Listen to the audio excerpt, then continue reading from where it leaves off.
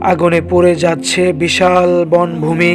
হঠাৎ বন্যা, অদ্ভুত আবহাওয়া, সমুদ্রের স্তর বেড়ে যাওয়া, প্রচন্ড ঠান্ডা বা প্রচন্ড গরম, এগুলো সবই বৈজ্ঞানিক ঘটনা নয়। হাদিসে বলা হয়েছে শেষ সময়ের আগে প্রকৃতি অস্থির হয়ে উঠবে, মানুষ ভয়ে থাকবে, অনিশ্চয়তায় থাকবে।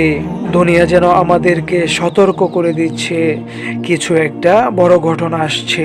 রাসূলুল্লাহ সাল্লাল্লাহু আলাইহি ওয়াসাল্লাম বলেছেন, শেষ সময়ে ঈমান ধরে রাখা হবে গরম কয়লা হাতে রাখার মতো কঠিন। আজ মানুষ দেখুন, নামাজ কমে যাচ্ছে, হারামকে হালাল মনে হচ্ছে, অন্যায়কে স্বাভাবিক ধরে নেওয়া হচ্ছে, ইসলামের অনেক বিষয় নিয়ে ঠাট্টা করা হচ্ছে। মানুষ দুনিয়াকে সবচেয়ে বড় লক্ষ্য বানিয়ে নিয়েছে। দাজ্জালের যুগে ঈমান হবে সবচেয়ে বড় পরীক্ষা। আজকের বিচ্যুতি সেই পরীক্ষার প্রস্তুতি মনে করিয়ে দেয়। দাজ্জাল